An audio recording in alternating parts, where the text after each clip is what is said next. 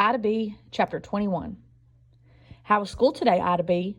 Mama and Daddy would ask me every day after I first went back to Ernest B. Lawson Elementary School. And every day I'd say, it was okay, which now also stood for overwhelming calamity. Well, what did you do? And I would just tell them the facts, hard and cold, like my heart. We had English, then we had science, then we went to the gym with no ups or downs or any part of the real me in there. It was the same thing every day. It was so boring and old and dry, like stale bread, I couldn't believe they kept trying for as long as they did. After a while, though, they gave up. They'd just say, "How are you doing, Ida B?" "Okay," I'd mumble. And that would be it.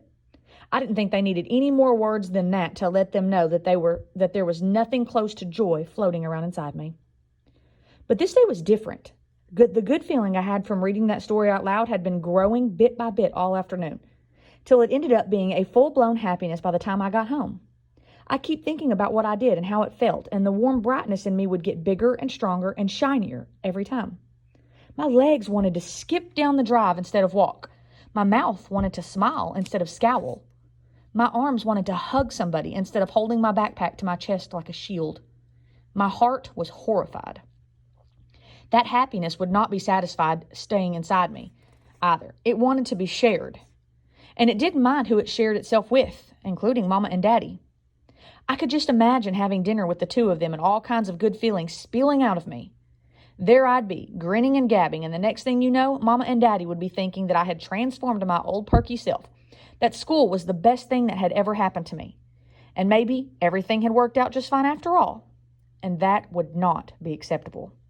I was not going to let that happiness compromise my stand that, even though good things might happen in the world from time to time, nothing was right in my family or in my valley. So I tried to get rid of some of it before dinner by telling Rufus and Lulu about my out-loud reading adventure.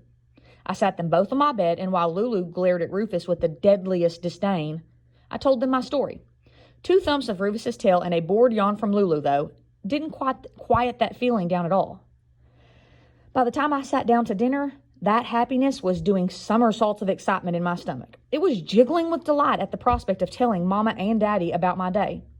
It was itching to talk about how pleased I was with Miss W and the stories she gave me, and reading Alexander Potemkin in the space shuttle to Planet Z, most of all. It even wanted to start chatting about Ronnie. I tried to get away before any of the pleasure leaked out of me. "I'm not hungry. Can I be excused?" I asked. Daddy, however, was prepared to spoil my plan. "You need to eat your dinner, Ida B," he said. "Eat a little bit, honey," Mama said. Well, by that point, my heart was beating extra hard trying to keep that happiness down and quiet, and it was losing ground fast. I'd realized I'd have to let some of it out so I could rein the rest of it in and get control of my insides again. I focused on my carrots, lining them up with my fork vertically, then horizontally, then zigzag, and I released one tidbit of cheer. "I read a book out loud to my class today," I said, struggling to keep my voice low and even. Daddy looked up and stared, like he didn't quite know what to do with a bit of conversation from me. "Oh, Ida B, did you like it?" Mama asked, smiling at me. I just nodded my head. "What did you read?" Mama kept on. "Just a book about a girl," I told those carrots. "Did you know the book, or was it the first time you read it?" "I read it before." "Were you scared reading in front of all those people, Ida B?" I shrugged like it was not such a big deal I could hardly recall. "Not really." "Was it wonderful, baby?" Mama asked. And as soon as Mama said it, I felt every drop of the goodness from reading that story. It flooded my insides, and I couldn't stop the happiness from pouring out of me. "Yes," I said. Then I looked right at Mama for the first time in what seemed like forever, and she wasn't looking at me, but into me. She was pulling me to her with her eyes, like she used to do. All of a sudden, I could see the light that was Mama shining out of her eyes. I couldn't help smiling at it. "Be careful," my heart warned me. But I was having a hard time remembering that there was anything to be careful about. Because if I just looked at Mama's eyes and not her bald head or her pale skin, I could tell that the part of her I thought had gone away forever was still there and glowing, only from deep down inside her. The part of me that knew how good it could feel to be held and cuddled was yearning. But now, having those kinds of feelings scared me too.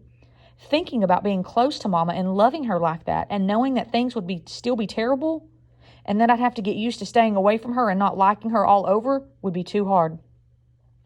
That's enough, my heart told me as gently as it could. I looked back down again, away from Mama's glowing, and right then all of the pain from the past months was in me and around me. I stared at my carrots, arranged them in an X, and that happiness was finally stilled and silent. Can I be excused now? I asked. Are you sure you're done, Ida B? Mama asked. Yes, ma'am, I told the table and slid quietly off my chair, out of the kitchen, and up to my room. And it's funny, but telling Mama and Daddy just that little bit ended up being worse than telling them nothing.